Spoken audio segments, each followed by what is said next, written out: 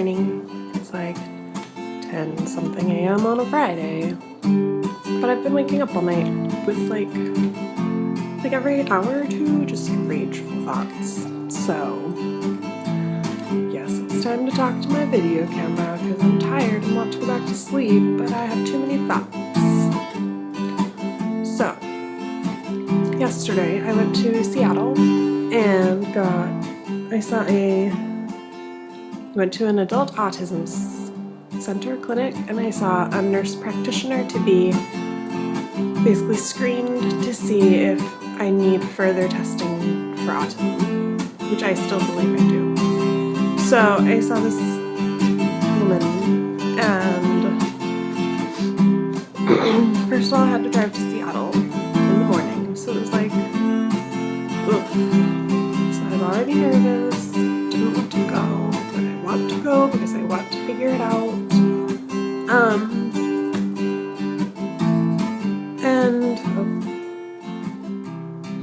And she asked me lots of questions, and she asked me about my childhood, which is hard to talk about and complex to talk about because of abuse, because my memory is a little bit patchy, and it tends to come more from flashback than in like willingly recalled moments. And because I don't talk to my parents anymore, there's nobody that I could just like call and ask, like, hey, was I a late walker? Or hey, did it take me a while to learn how to talk or to crawl? Or like my mom said that when I was about a year old that I changed, my entire personality changed, and that I became a really different kind of a baby, but she never told me like what changed. And now I don't talk to her anymore, so I can't call her. So anyways, by the end of the interview, which is really, I hate psychological assessments, especially when they're done like in an hour by anybody, but like, I'm like, you can't learn, it's an hour. So in the end, she was just like, you might, but without knowing about your childhood, I can't say, and it costs $800 to get an autism test, and you can't afford that, so I recommend you go get some vocational rehabilitation. And maybe ask somebody else to talk to your parents for you about your childhood.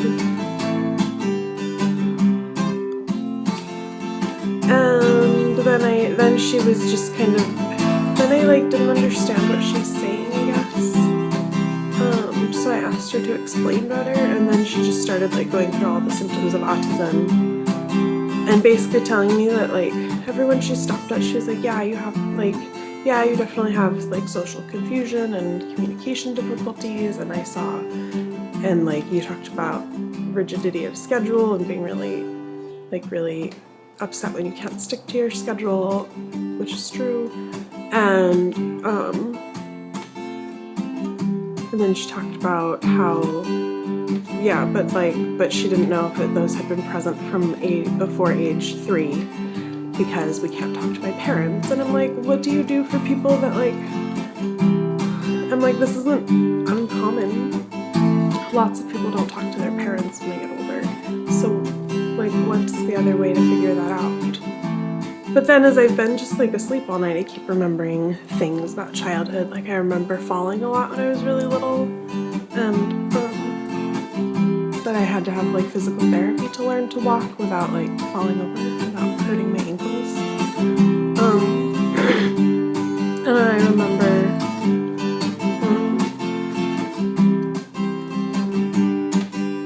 I remember like I was I would go to public school for half the year, like in elementary school, and then I would be so tired and so burnt out, and I would just want to go home and like read books by myself at home.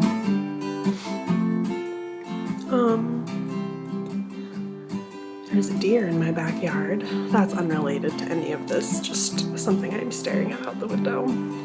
And then she said that like I do have abnormal eye contact, and that thought she didn't see any repetitive motions, but like when she told me she didn't see any repetitive motions happening, my hand was literally like doing this over and over again, and I'm like, wait, isn't that a repetitive motion? Like, that happens all the time, whether I wanted to or not. And I remember as a kid being, like, I did a lot of, I moved weird, but I didn't understand that because I was a little kid, and so so my older siblings made fun of me a lot for the way that I moved. So I like stopped moving in those ways because I didn't want to be made fun of anymore. So now that like I grew into this adult who I'm really good at, like I can, when I'm really panicked and scared and in a social situation, because those are the most scary things to me, like I don't move, I just freeze because I don't want anybody to like notice that I'm different, or just like I don't want people to see that I move weirdly.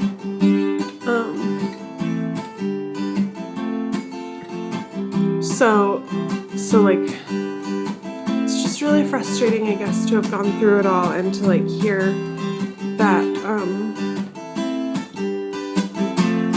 like I don't even know if she, like, it feels like she said you don't have autism and you can't afford the test anyway, so why does it matter? Go talk to DSHS. And I'm like, wait, I don't understand. Like, do you think I really don't have, do you think I'm really not autistic? Or is this just because I'm poor that you're sending me away? And I still don't understand, like, with these things that I remembered about my childhood, like, of course I remember them in the middle of the night because I think, like, I've been thinking about those questions since I left the office. And then I'm like, with those, like, with that additional information that I recalled later, what would she say to that? And it's too late because I already left the office and she didn't offer any help to me, just said go get some vocational rehabilitation. Which I'm like, maybe that would help, and nobody else has told, like, everybody tells me that I have to be disabled before, like, have a disability case go through before I can be eligible for vocational rehabilitation because it's for disabled people.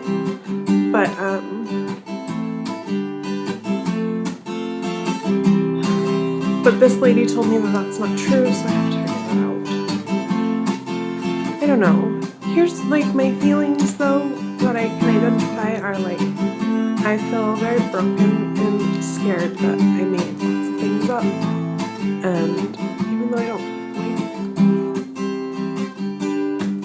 don't think that I did, but I feel scared that I did anyways, and I feel like I feel confused, like, just confused, like you don't know what exactly, I don't know what to do next, because I don't know, I just feel like I reached dead ends, and that then there's no help for me. Like, things are really hard, and there are things, and like, and I want to learn to live a new way. I want to learn to live a better way, because I can tell that, like, this isn't quite working.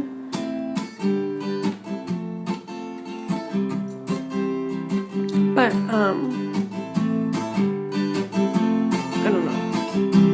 It just doesn't really never really makes sense to me. And I don't know what to do next. And I wish I could find a therapist but everybody I see, it's like a worse experience than the last one. So I've taken a break from looking.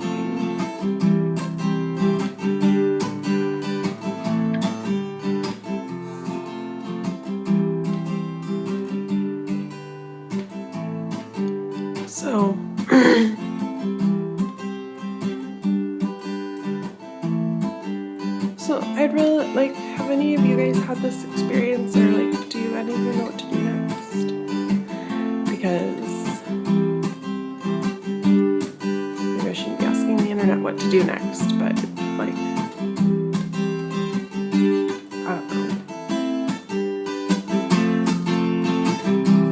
I don't know what to do next. said that it's possible that I could get a test through the vocational department of vocation. I don't know what it's called. Through that thing that she told me to go to, said I might be able to get an autism test for free, but that's only if they thought that it might help me get back to work to have that information. And I don't understand why people don't think it's a good idea for for me or people like me to have all the information possible about what happens in my body and why I behave certain ways and why.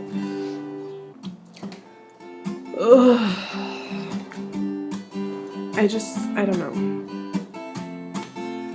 I still can't shake the feeling that I'm autistic. I still can't, I don't know if anybody will ever be able to to unconvince me. But then I'm also terrified that, that the only, that, the explanation for the way, for the reason I am the way I am is because of being abused as a kid and being neglected, and so not getting to grow up normally and not having parents that paid attention to me. Is that the reason? Is that the reason I am the way I am? But because trauma can do, it changes people when trauma happens to you really little. So I just am scared that, it's I don't believe that I'm wrong, but I am scared that I am wrong and that I was just a really traumatized little kid.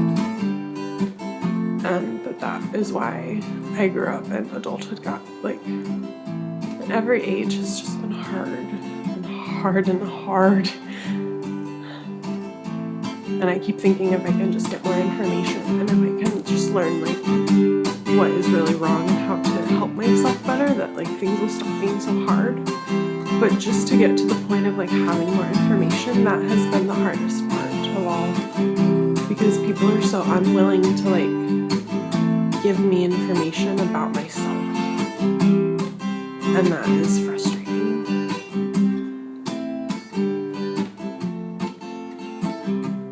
So I guess that's all. 12 minutes of me not ranting. Whatever.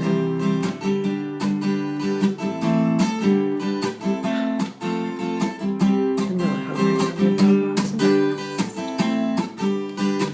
Thanks for listening, thanks for watching, whichever you did, whatever you do.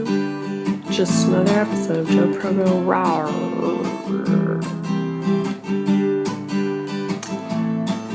That's all.